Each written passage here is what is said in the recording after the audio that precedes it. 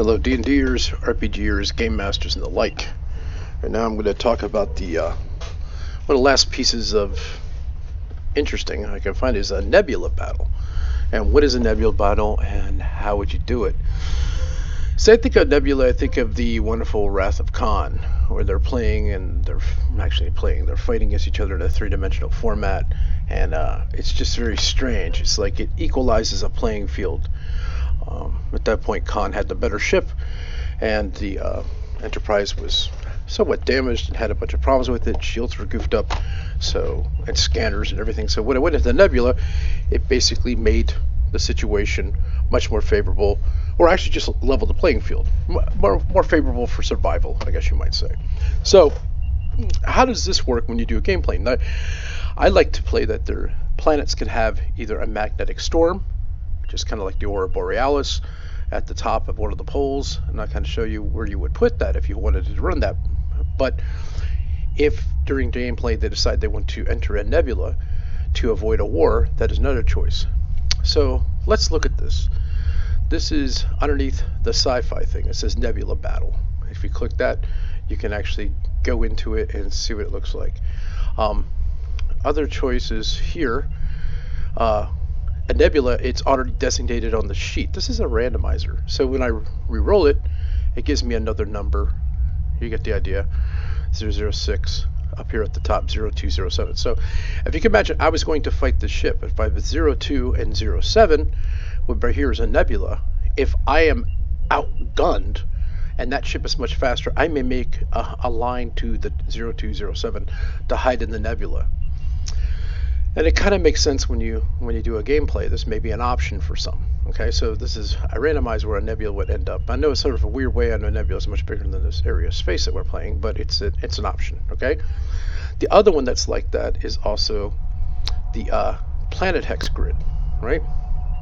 So I made a magnetic field. Look how this is. Here's the planet down here at the bottom. Okay, unfortunately, this is bad for them. 0406 is where the magnetic field starts. So automatically you're in the play of a magnetic field, which has the same rules as a nebula. Okay, to make this somewhat interesting, I go ahead and take a look at how a nebula battle goes. So the rules are below. So if you want, you can scroll down. You can look at the rules right here. The battle must occur in a nebula or magnetic storm caused by coronal mass ejection. So these are two different things that can be happening that causes a problem. Every ship in the battle has the same following stats. No armor class, so that levels the playing field right there. There's a 33% chance of you hitting the enemy and a 33% chance of them hitting you. No shield strength, no movement, no targeting, no pilot bonuses. So this really changes the game. It drops everybody to 0. The only difference in combating ships is the amount of hit points they both have. Damage is 46 no matter what the weapon is used based on the volatile nature of the ion gases inside the nebula or magnetic storm, right? When the ship fires into 0 and hides in 0, you could decide to leave the nebula. That choice becomes yours, right? So if that makes sense, let's take a look at how this works. So you guys are both in nebula, so this is sort of like esoteric and otherworldly. You cannot see what's going on because there's no way to see what's happening, all right? So everything starts off here, right? So you want to find out where you want to, you're starting in 0, so you have a choice, 1, 2, or 3 on where you want to fire, okay? So I want to fire, and unfortunately, because of the way the randomizers are set up on this thing, it's 0, 1, and 2. So you have 0 is the plane of your existence, 1 is phased out, and 2 is phased in another direction, right?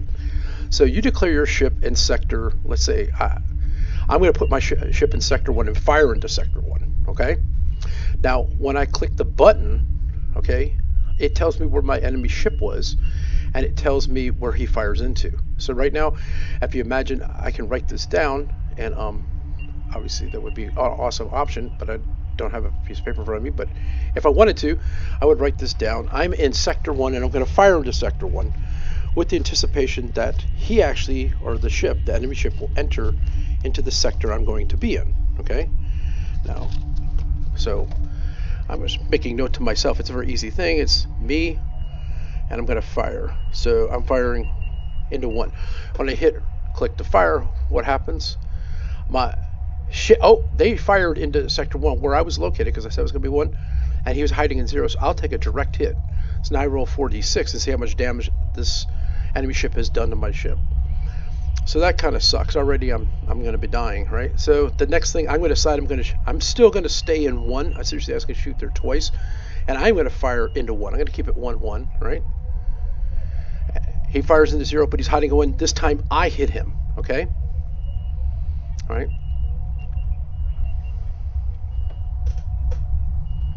So the option here, your choices, you get 3 choices for where you can hide. You have 3 choices for where you can fire into. So I put the little, this is actually from Space Invaders, I think it is originally, right? Does that look right? Yeah, I think it is. So the icon is you have 3 choices, 0, 1, and 2, to put your ship, right? You have 3 choices, 0, 1, and 2, to fire your ship, to fire the guns into. So you go back and forth with this, and what if it comes up 0, 0? That's what you could actually make the escape. So right now, the enemy ship has taken 1 hit, and I have taken 1 hit. Let's say after 3 hits we're going to die. We're going to see how well this works out for me. So I'm going to fire again. This time I'm going to roll again. I'm going to fire. I'm going to stay. Actually, I'm going to stay on 1, and I'm going to fire into 2 now. Let's see if this changes anything. All right. He fires into 1. He hits me again. He's hitting it. We both got hit that time.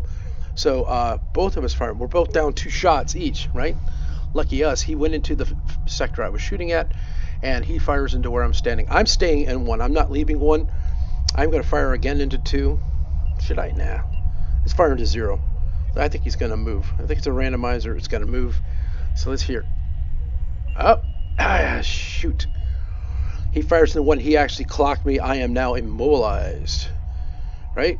So now I have been hit. Right? So then boarding and stuff like that can take place at that point, because now I've been taken out of commission. This is how you would play a Nebula Battle. Like I said, these things right here, your ship is sector 0, 1, and 2, just gives you your choices. This is your choices. The real game is this. So you're trying to pick where to fire and pick where to hide so you do not get hit. Eventually, if you hit a 0, 0, you would bounce back out of this thing and either end up here, where it was last time 0, 2, 0, 7. You come up to one of the tiles next to it, your choice to continue on in your journey, and obviously the enemy would be left behind. Okay, so that's an option to get out of there. Same thing with the planet battle. Say if you start there, they enter it automatically, but once you get 0, 0, 0, you're now free to leave, and you're no longer held, and the enemy has now been deflected. Okay, so with that, I thank you for your time, and hopefully you have a great day.